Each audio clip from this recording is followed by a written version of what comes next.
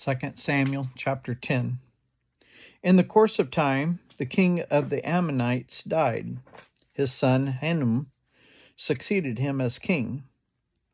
David thought, I will show kindness to Hanun, son of Nahash, just as his father showed kindness to me.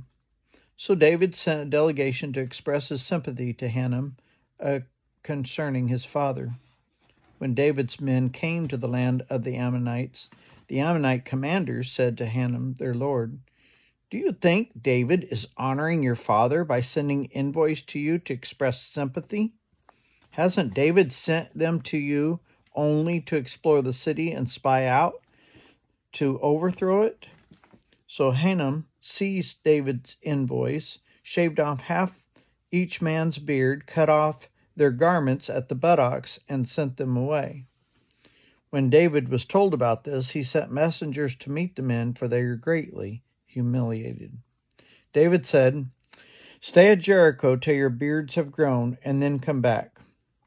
When the Ammonites realized that they had become obnoxious to David, they hired 20,000 Aramean foot soldiers from Beth Rehob and Zobah, as well as the king of Maacah with 1,000 men, and also 12,000 men from Tob.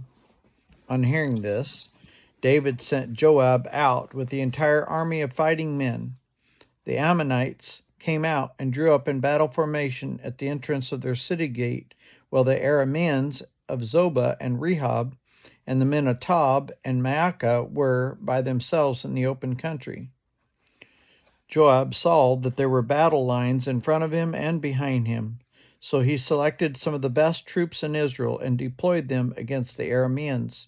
He put the rest of the men under the commander of Abishai, his brother, and deployed them against the Ammonites. Joab said, If the Arameans are too strong for me, then you are to come to my rescue. But if the Ammonites are too strong for you, then I will come to rescue you. Be strong. Let us fight bravely for our people and the cities of our God, for the Lord will do what is good in his sight. Then Joab and the troops with him advanced to fight the Arameans, and they fled before them. When the Ammonites realized the Arameans were fleeing, they fled before Abishai and went inside the city. So Joab returned from fighting the Ammonites and came to Jerusalem. After the Arameans saw that they had been routed by Israel, they regrouped.